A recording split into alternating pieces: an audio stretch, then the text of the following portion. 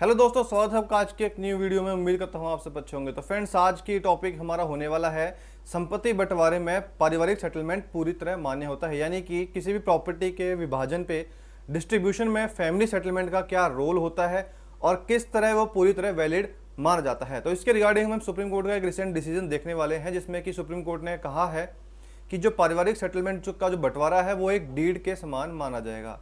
जैसे कि हम कोई डीड एग्जीक्यूट करते हैं, फिर चाहे वो sale deed, gift deed, rectification deed, relinquishment deed, किसी भी प्रकार की डीड हो, वो उसी की तरह फैमिली सेटलमेंट का भी माना जाता है।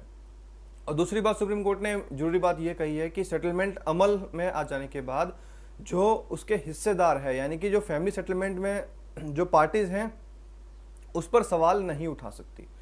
तो आइए नजर डालते हैं केस के फैक्ट्स के ऊपर। तो सुप्रीम कोर्ट ने एक फैसले में कहा है कि प्रॉपर्टी का जो भी बंटवारे के लिए किया गया पारिवारिक सेटलमेंट कानूनी रूप से पूरी तरह मान्य है, यानी कि पूरी तरह वैलिड है और इसका रजिस्ट्रेशन करवाने की भी कोई आवश्यकता नहीं है। एक बार इस सेटलमेंट के अमल में हो जाने के बाद इसके हिस्सेदार उस पर सवाल नहीं उठा सकते।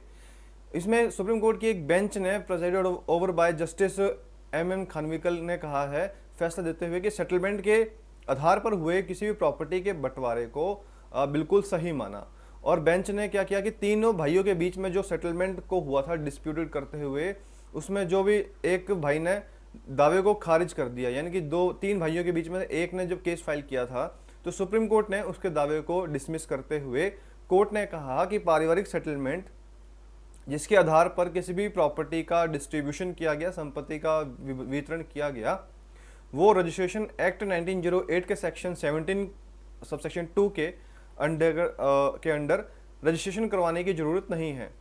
फिर चाहे इससे लोगों को, यानी कि किसी के राइट्स का कोई क्रिएट हो रहे हो या इन्फ्रिज हो रही हो, किसी के राइट्स को मिल रहे हो या किसी के अधिकार प्रभावित हो रहे हो, उसका कोई फर्क नहीं पड़ता। और चाहे किसी भी प्रॉपर्टी की जो कीमत है वो चाहे 100 रुपये हो या उससे ऊपर हो, ये सेटलमेंट रजिस्ट्रेशन करवाने के छूट से प्राप्त होगा, ऐसा सुप्रीम कोर्ट ने कहा है। अब ऐसा हाई कोर्ट में क्या हुआ था, पंजाब हाई कोर्ट में, कि जिसकी वजह से इस मुद्दे को सुप्रीम कोर्ट में लाना पड़ा। तो पंजाब हाई कोर्ट ने उस सेटलमेंट को ये कहकर रद्द कर दिया था कि यह रजिस्टर नहीं होने के कारण वैलिड नहीं है। और तीनों भाइयों ने जो प्रॉपर्टी को लेकर 1970 में, यानी कि इन द ईयर 1970 में जो एक सेटलमेंट किया था, और उसके बाद उसमें डिस्प्यूट होने पर दोबारा से 1988 में फिर से सेटलमेंट करके इस डिस्प्यूट्स को सुलझा लिया गया। तो कोर्ट ने कहा है कि जो पारिवारिक समझौते होते हैं, जो भी फैमिली सेटलमेंट होती हैं, उसको महत्व देना चाहिए।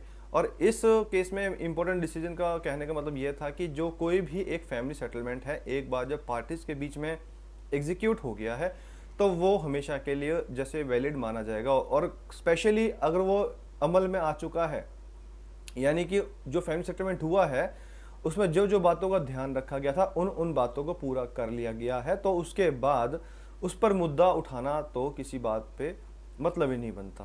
तो दोस्तों, ये था एक छोटा सा टॉपिक आज के रिगार्डिंग, जो कि general day to day life में काफ़ी इंपॉर्टेंट है कि फैमिली सेटलमेंट जनरली हर कोई एग्जीक्यूट करता है, तो कैसे उससे बचा जाए और क्या क्या उसके इंपॉर्टेंट राइट्स थे। तो दोस्तों, मिलते हैं जल्द आपको एक नई वीडियो के साथ। चैनल पर नहीं है, चैनल को सब्सक्राइब कीजिए, वीडियो को लाइक और शेयर कीजिए।